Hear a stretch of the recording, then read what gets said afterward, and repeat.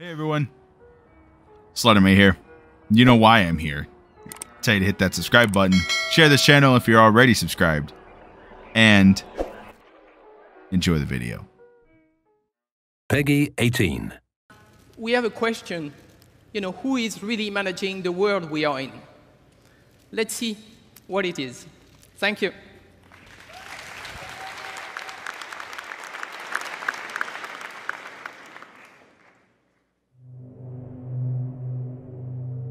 In the summer of 2003, the lights went out for 55 million Americans across the Northeast.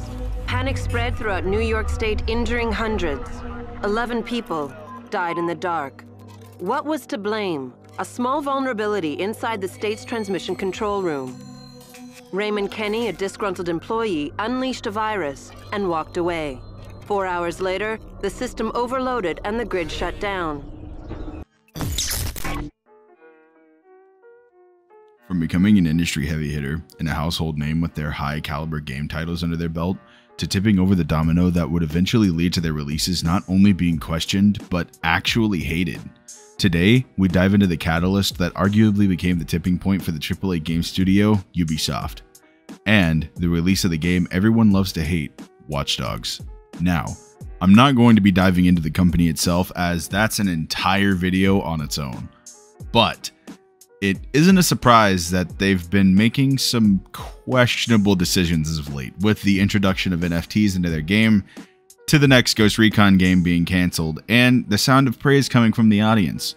One has to wonder, where did this hate and doubt come from? Where did this downward spiral begin? Well, most of you would point your finger at the horrible release of Watch Dogs, but I'm here to argue with you, the viewer, about this topic today. I don't necessarily believe Watch Dogs itself was a bad game. I believe the way it was handled both pre and post launch was terrible. And the way they treated their audience as idiots did the game no favors. You know what? Let's start with that claim. Ubisoft said for a long time after release that the game had 0 downgrades. Matter of fact, I remember being incredibly disappointed when Watch Dogs was delayed for quote-unquote polishing reasons. But then they later came out and said the game suffered downgrades because reportedly they didn't know enough about the PS4 and Xbox, so they overpromised how good the game was going to look because they overestimated the power of the now last-gen consoles. There's no mistake that we as fans was tricked into buying an unfinished game. Yes, even I was suckered.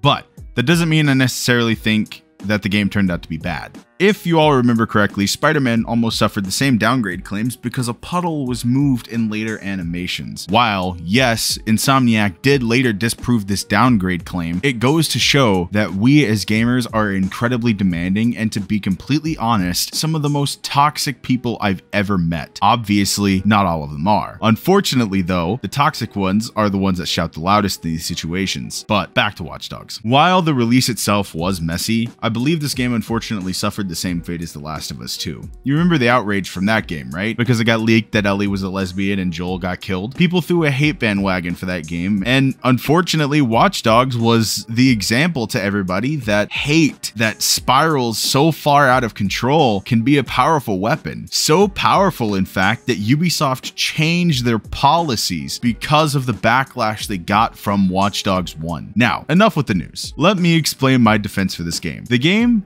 actually has a pretty fun stealth and cover system. While yes, the driving can seem a little off, the police chases are so much more fun with the unique twist of quick hacks that let you control the environment. Don't get me wrong, the standard police chases in games like GTA 5 or Saints Row can be incredibly fun. I think Watch Dogs just adds a refreshing twist to that equation though. Now, before you say I'm throwing this game onto a pedestal, let's talk about something I don't particularly like in this game, just to switch it up and look at it in a more critical way. While this game has some pretty interesting mechanics, unfortunately the game does suffer the same flaws the other open world Ubisoft games suffer: copy and paste content. While I did enjoy things like potential crimes and side activities or items of interest, they all just became the same after a while. Obviously it's not a perfect game, but it was a pretty good basis for something that could have been better. Like the CTOS activities aside, there's still a lot of layers in this game. Let's talk about the interactivity. There's so much happening in the city, and it's all done in a pretty unique way. You can invade NPC personal space and be nosy in this game, whether it be reading active texts or just listening to their phone calls.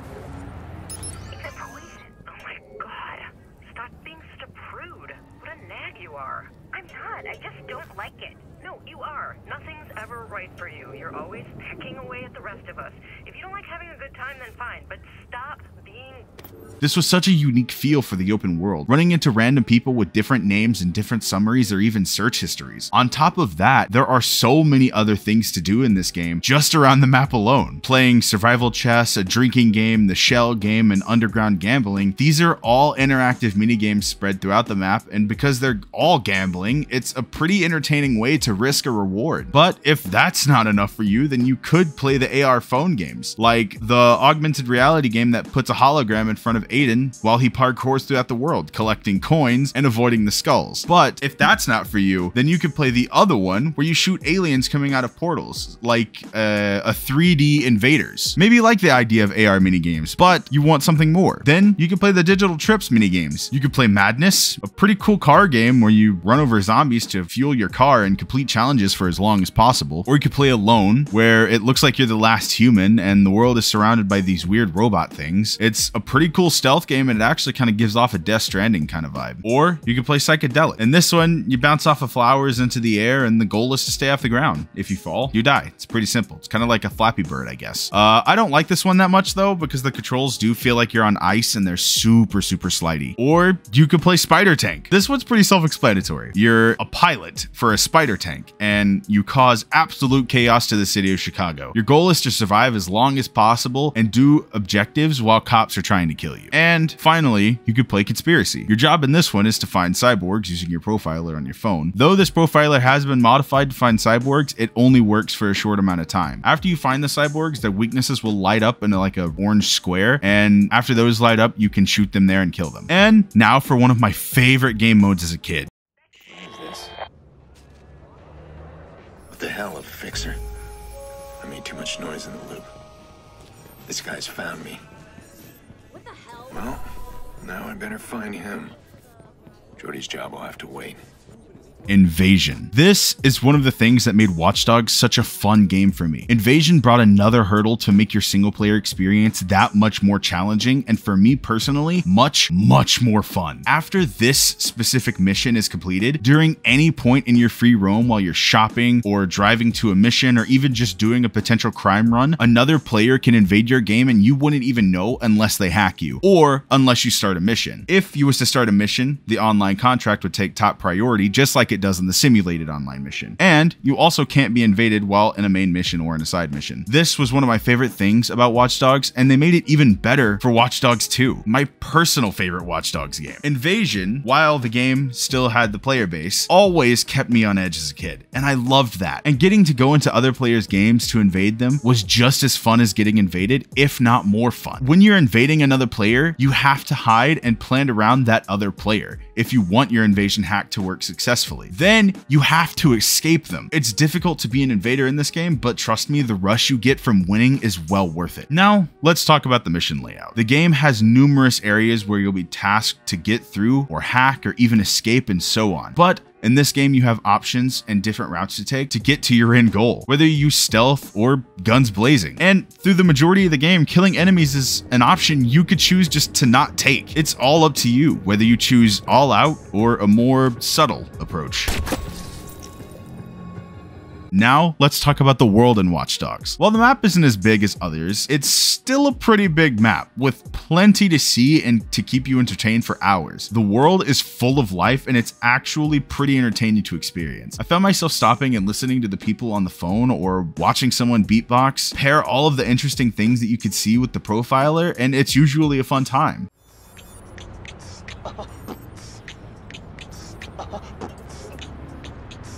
Now, the story. Whether or not the story for Watch Dogs is good just depends on the person you ask. But I personally don't believe the story is that bad. It's a revenge story with a hacker twist based in 2013. Although there's obviously more to that, it's just a simple summary. The game has 39 main missions, and those main missions tell the story of Aiden Pierce, the vigilante. And it all starts with a bank heist gone wrong, and that led to his niece's death. You've heard this already if you know anything about Watch Dogs, but if you've never played, then you've missed his obsession for revenge and how he has trouble letting go of the past. And because of this, his sister is put in danger yet again, after countlessly begging Aiden to let go and to move on with his life.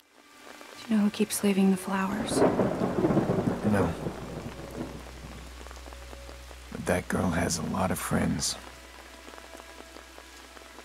Had. This is about letting go. I know.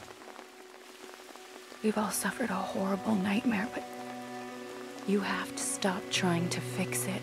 I'm not trying to fix anything. Aiden, I know what you're doing.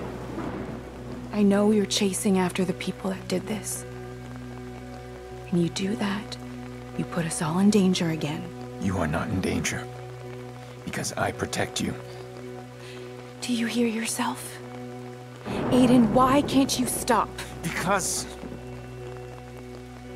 This story has so much more to it than just seeing it at face value. And they even keep it going in Watch Dogs Legion with the DLC, even though, personally, I don't like Watch Dogs Legion. In conclusion, no game is perfect. And just like countless games, Assassin's Creed Unity, No Man's Sky, The Last of Us 2, and most recently, Cyberpunk 2077, what do they have in common? They all had a terrible launch, but after all the hateful little goblins left, what was left is a game that actually isn't as bad as people say. And most of the games that I've listed just needed a little more time being fixed, either through updates or DLC, and Watch Dogs is no exception. If you skipped this game before, then I encourage you to try it. Draw up your own conclusion for this game yourself, and don't let the hate sway your opinion. So, that'll be it for this video. If you enjoyed it, well, you know what to do. I told you at the beginning. And if you made it to the end, I'm proud of you. And with that being said, see you guys in the next one. Bye, motherfuckers!